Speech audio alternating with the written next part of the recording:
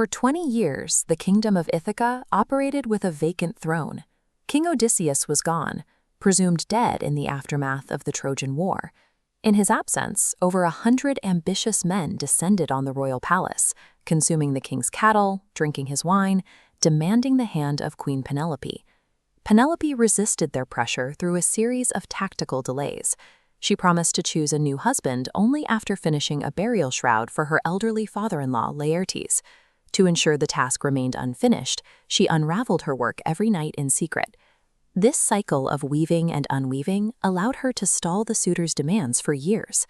This strategy eventually collapsed when a treacherous servant exposed the secret. With the deception revealed, Penelope lost her primary means of delaying the suitors, creating a crisis of authority in the palace. Without a king to enforce social order, the palace transformed into an occupied territory where the suitors feasted without restraint and ignored the laws of the household. Within this environment, Odysseus's son, Telemachus, reached adulthood.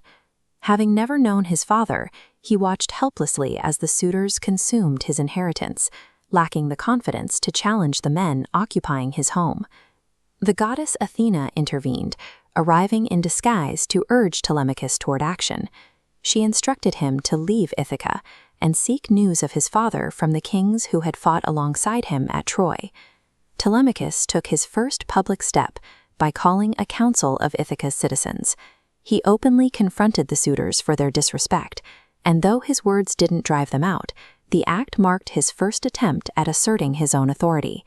He then secretly secured a ship and set a course for the mainland. This map shows his route from Ithaca to the cities of Pylos and Sparta, where he hoped to find any record of his father's fate.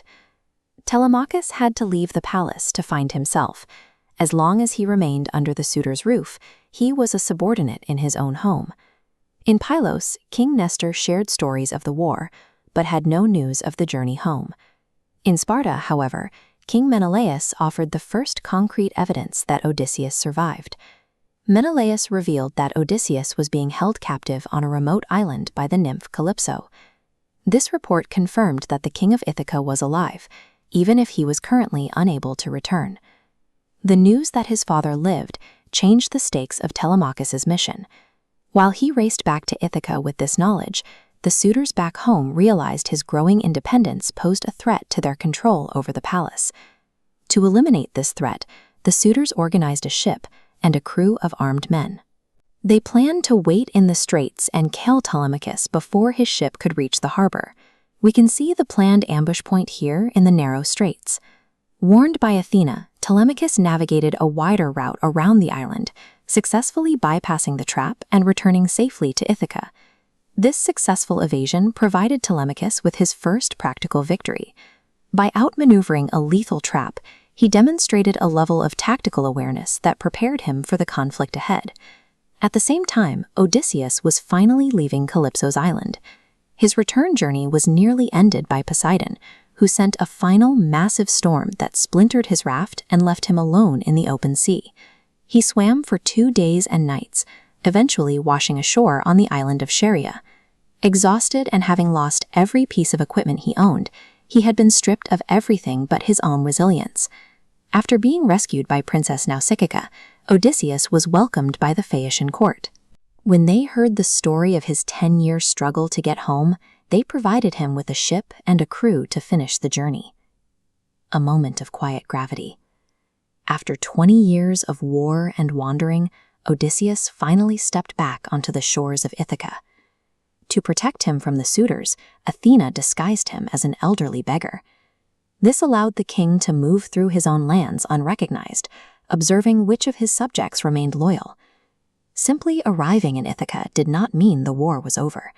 With over 100 armed men in his halls, Odysseus had to rely on espionage and patience rather than an open charge. Odysseus sought out his loyal swineherd, Eumaeus. Even though Eumaeus didn't recognize the old man, he shared his food and humble shelter, proving his continued devotion to his missing master. This humble hut became the meeting point for the two narratives. Telemachus, having successfully avoided the suitors' ambush at sea, arrived shortly after his father.